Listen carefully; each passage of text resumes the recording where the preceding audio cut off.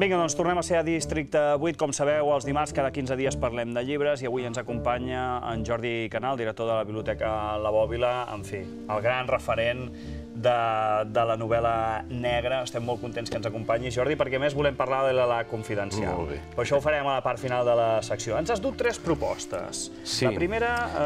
3 propostes. La primera és Calzados Lola, del Suso de Toro, una reedició d'una novel·la de l'any...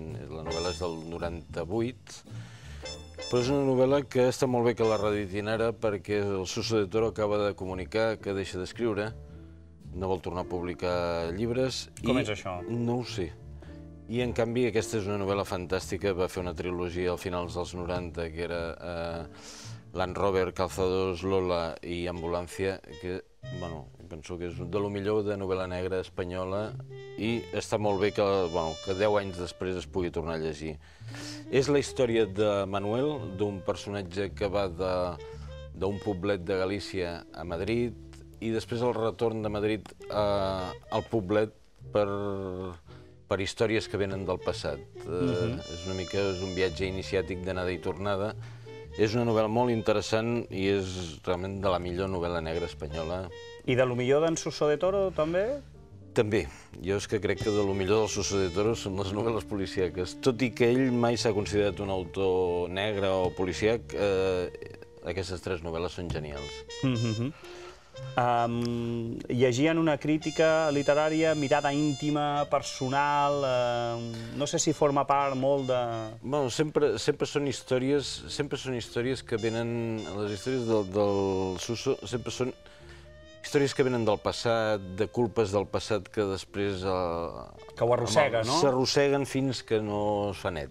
I tant amb les 3 passa el mateix i aquesta és molt, molt, molt bona. Realment una novel·la molt recomanable. Fantàstic. Escolta, segona novel·la que ens portes, Jugar a ganar, de la Sara Paretsky. Sí, la Sara Paretsky és una autora amb mala fortuna a Espanya. A veure, és infinitament millor que la Sue Grafton, de l'Abecedari del crim, però és un personatge similar. I, en canvi, tothom coneix la Sara Paretsky a Espanya, la Sue Grafton, i, en canvi, la Sara Paretsky no s'acaba de conèixer. Com és això, Jordi? No ho sé. Segurament és un problema d'estratègies editorials, de l'editorial que... No és que ella no enganxi, sinó que no ens arriba, no? No, perquè cada vegada la veus en un format diferent, amb una col·lecció diferent. Clar.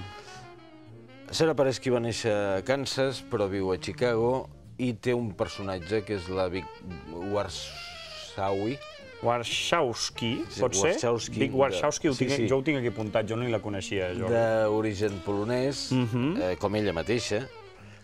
I llavors és coneguda al cinema per una pel·lícula que es deia Detective con medias de seda, que agafava el personatge de la Vic. Llavors és similar al personatge de la Milhon de la Sue Grafton, però és molt més ideològica, és molt més dura, és molt més punyent. I aquesta també és una història que ve del passat. A la Vic li encarreguen la investigació d'un assassinat, de la desaparició d'un home negre 40 anys endarrere. A l'època, el 1967, que hi va haver uns aldarulls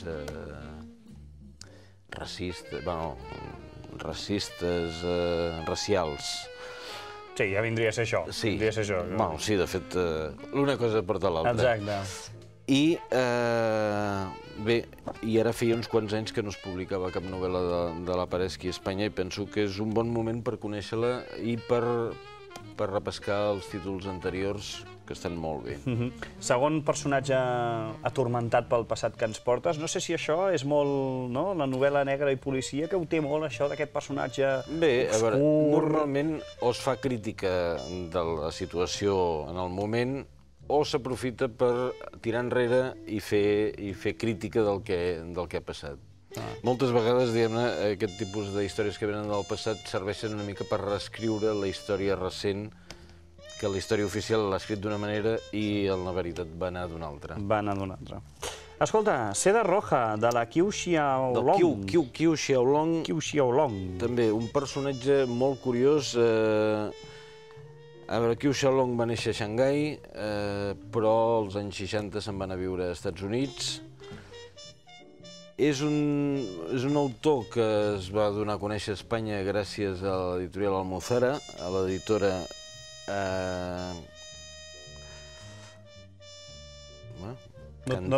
Cantó, ara no recordo el nom, però és Cantó de cognom, que deia que era un autor genial i va convèncer l'editorial perquè es publiqués. Almuzara en van publicar 3 o 4 títols i ara ja aquest primer, Seda Roja, es publica a Tusquets, que ha fet sèrie del Chan Cao, que és el protagonista d'aquesta sèrie, i que m'imagino que el que faran serà anar publicant el que vagi sortint, més reeditar aquests anteriors que havien sortit amb una altra editorial.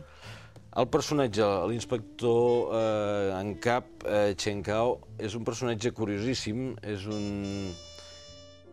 un detectiu molt culte, és poeta, és traductor de novel·la policíaca anglesa al xinès, és un personatge amb tots els drets i uts. Ben formadet, i ben tancat. I aquí també hi ha una història, diguem-ne, se li encarrega la investigació d'una sèrie d'assassinats de noies que es troben mortes amb un vestit vermell, mandarín, i el desenvolupament de la investigació també fa aflorar parts de la història recent de Xina, recent, diguem-ne, cap a l'època de la Revolució Cultural. Vol dir que amb les 3 històries es parteix de l'actualitat, però es tira una mica enrere per passar comptes amb el passat. Per conèixer una mica d'on ve, en aquest cas, la història, no? Escolta'm, Jordi, això que dèiem, no em puc estar de preguntar-te per l'LA Confidencial. Tenim 88 originals presentats, és rècord de participació. D'aquests 88, 7 s'han presentat en català? Sí, sí. Que sí? Tenim originals que venen de Catalunya, d'Espanya, de Suïssa, d'Holanda, de l'Amèrica Llatina i també dels Estats Units. Premi internacional ja consolidadíssim, 5a edició... Sí, la veritat és que aquest any hi ha hagut un salt quantitatiu de participació. Us ho posen difícil, Cada vegada més difícil. Sí, això vol dir que ens donen molta més feina. Això. I sort que demanem els originals en paper, perquè si fos participació per correu electrònic segurament hauríem de fer-lo trianual. Malament aniríem. Perquè no podríem. No, molt bona participació i, a més, molta participació, a part de països estrangers, molta participació de l'estat espanyol. Respecte a l'any passat, no sé, segurament de la resta de l'estat n'hi ha com 15 o 20 més. I penso que això vol dir que el premi és conegut a Catalunya, és conegut a Espanya i és conegut molt a Llatinoamèrica i en altres llocs. També ha arribat als Estats Units. Exacte. Escolta'm, Jordi, el 26 de març és quan es donarà a conèixer públicament el guanyador? No, el guanyador i el llibre i...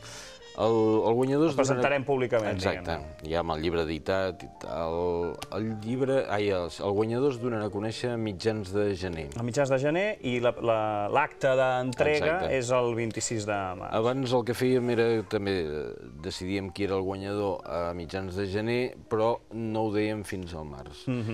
Això penso que és una mala jugada pel guanyador. Algú que guanya un premi que li fa il·lusió té ganes de saber-ho i té ganes de dir-ho. Llavors, nosaltres també ho diem qui ha guanyat i llavors, quan fem l'acte a la Bòbila, presentem l'autor i presentem el llibre ja publicat. Escolta'm, tinc una última qüestió, perquè això sempre els ho hem preguntat als autors que han guanyat el premi, però no he tingut mai l'oportunitat de preguntar-t'ho a tu. Què ha de tenir un bon original o un original de novel·la negra per poder, diguem-ne, optar a aquest premi? Quins són els elements que, al teu entendre, ha de tenir una novel·la negra per dir, això és una novel·la negra ben feta i que, per tant, pot ser susceptible d'aquest premi? Primer, hi ha d'haver un crim, això és bàsic, però penso que perquè sigui una molt bona novel·la negra ha d'estar escrita amb la tripa. A veure, han de ser novel·les d'aquestes que quan les llegeixes... Et sacsegin? Sí, sí. A veure, novel·les d'aquestes que quan s'acaben dius oi, que bé, malament. Les novel·les negres no poden ser ui, que bé.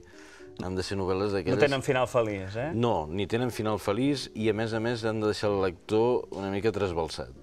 Això és una bona novel·la negra. Perfecte, Jordi. Doncs escolta'm, moltes gràcies per passar per Districte 8. Enhorabona a la part que et toca pel tema del premi. Ara molta feina.